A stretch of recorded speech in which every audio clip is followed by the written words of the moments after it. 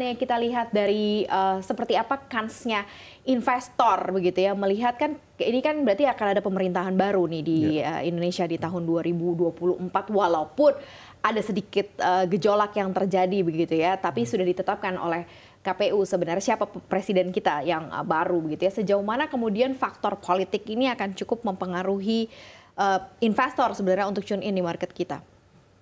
Ya, saya sih ngelihat investor yang kalau ngobrol gitu ya, kan kelihatannya parpol itu menerima hasil pemilu betul ya. Dari pemilihan legislatif rata-rata cukup puas lah kali ya parpol-parpol yang ada karena memang relatif tidak ada perubahan kan dibanding tahun sebelumnya gitu.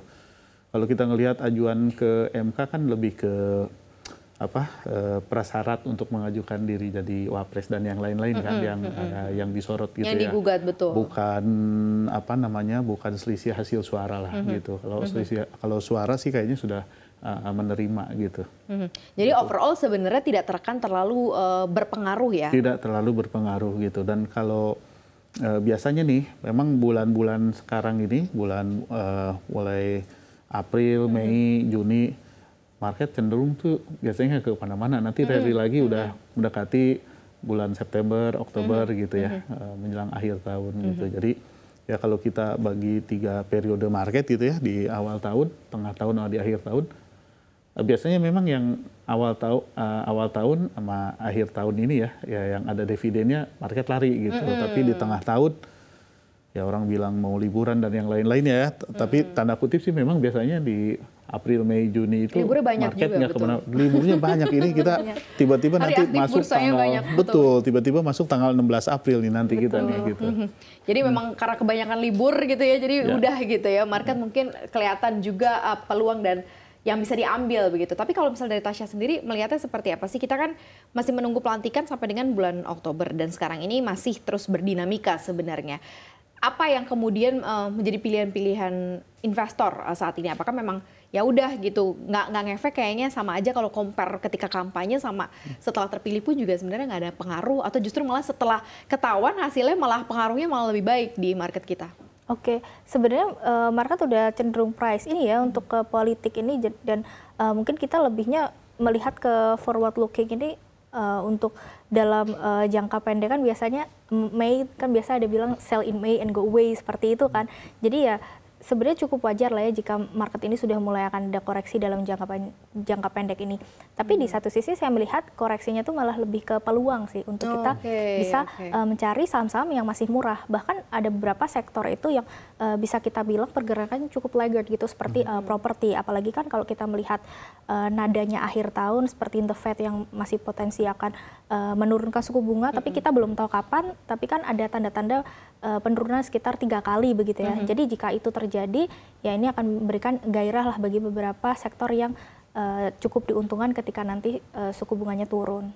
Jadi ada side positif dari global begitu ya, dan juga dari dalam negeri sebenarnya juga cukup mendukung begitu ya situasionalnya saat ini. Nah kalau dilihat dari overall market in the global dan dalam negeri ini saat ini seperti apa sih Pak Hanif? Maksudnya dalam situasi yang on track gitu ya, atau memang masih bisa perform lagi lebih baik sebenarnya khususnya untuk IHSG? Ya kalau kita lihat market keluar kayak di Amerika ya, S&P kan terus-terusan positif ya, naik terus gitu. Sebenarnya kita belum tanda kutip belum naik kayak market di luar sana sih gitu. Jadi saya setuju ya untuk periode ini tuh ya kita bisa nyicil, koreksi kita beli gitu. Karena saya yakin di pemerintahan ini kan periode pertama ya gitu. Biasanya memang akan rally gitu ya. Apalagi kalau forecasting dolar, sebenarnya US dollar index tuh sekarang kan menguat ya. Tapi forecasting semua orang tuh melemah sebenarnya gitu. Dan nanti kita lihat aja setelah Fed nurunkan suku bunganya ya, mungkin di semester 2. Nah, mungkin kita akan melihat rally-rally sejak dari sana gitu ya. Level maturity-nya kalau untuk IHSG ini Anda lihat bisa sampai berapa sih? Karena kan sekarang masih di range 71, 72 gitu ya. Sempat optimisme sebenarnya terjadi juga di akhir tahun 2023 kemarin gitu ya. Tapi seperti apa ini kemudian bisa terjadi di tahun ini? Ya kalau kita masih tetap pasang target di 8.000 sih untuk tahun ini. 8.000, ya. Di 8.000 gitu. Sebenarnya kalau ngelihat kemarin udah sempat 7.400-an ya. kayaknya udah deket sih 8.000 itu gitu ya. Sekarang pullback ke 72 ya oke lah untuk akumulasi beli lagi ya. Kalau Tasya melihatnya seperti apa? Betul ya, saya setuju di level sekitar ke 8.000, bahkan kita melakukan ada polling begitu ya di beberapa hampir 10 sekuritas lebih, itu rentangnya dari 7.700 sampai 8.000 begitu. Jadi kalau mengambil median mungkin ya di sekitar 7.800 masih potensi tercapai lah di tahun ini. Oke, 7.800 ya, istilahnya kayak tahun politik, tapi ternyata justru malah menjadi perform yang baik juga untuk indeks harga saham gabungan begitu ya Pak Hanif ya. Oke, kalau kita lihat kemudian opportunity di tempat yang lain, misalnya seperti contohnya komoditi, kayak mendekati Hari Raya Idul Fitri, biasanya komoditi juga bisa jadi sorotan juga ya, misalnya seperti emas atau mungkin saham-saham yang ada konten emasnya atau beberapa komoditi lain. Ini Anda lihatnya seperti apa Pak Hanif? Ya komoditi yang perform so far emas ya, gitu. Kalau komoditi yang lain kan kayak batu bara, gitu ya. Yang emas ini memang luar biasa sih, dan kenaikan di emas ini menunjukkan bahwa biasanya kan dia berbanding terbalik sama US dollarnya gitu ya, gitu. Ini menunjukkan bahwa ya inflasi tinggi, orang lebih lari pegang emas gitu.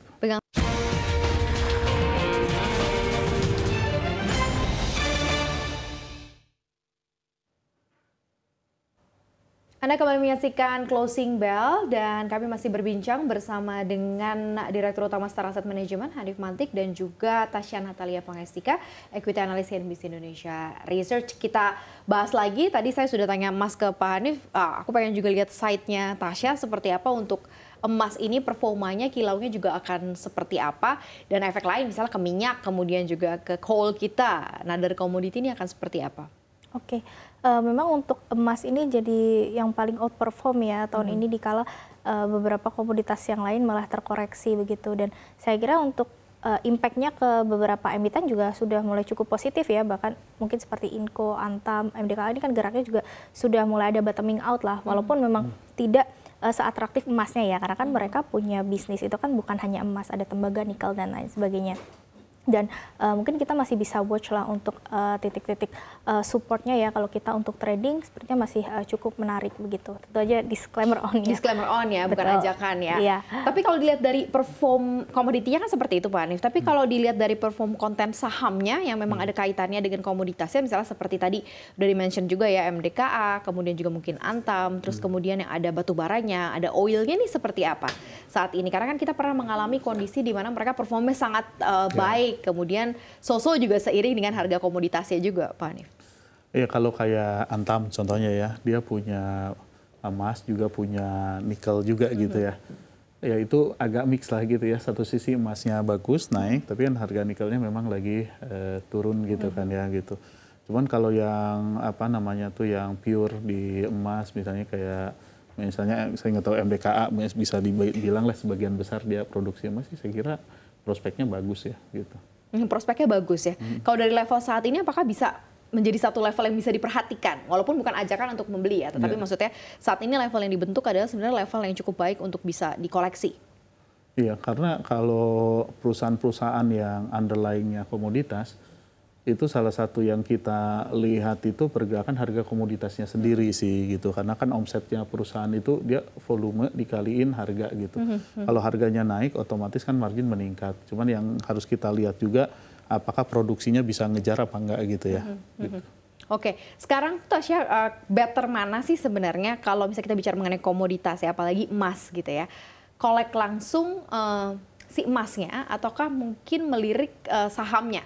Gitu ya, which one, mana yang lebih mungkin dari sisi performnya atau durasinya? Mungkin kalau jangka panjang ya pilih yang realnya saja gitu ya, tapi kalau misalnya bisa dilihat dalam term tertentu mungkin bisa perhatikan sahamnya. Ini seperti apa? Kalau saya lebih melihat kembali lagi kepada sisi investornya ya, kan emas itu kan menjadi salah satu aset safe haven yang resikonya itu kan rendah ya.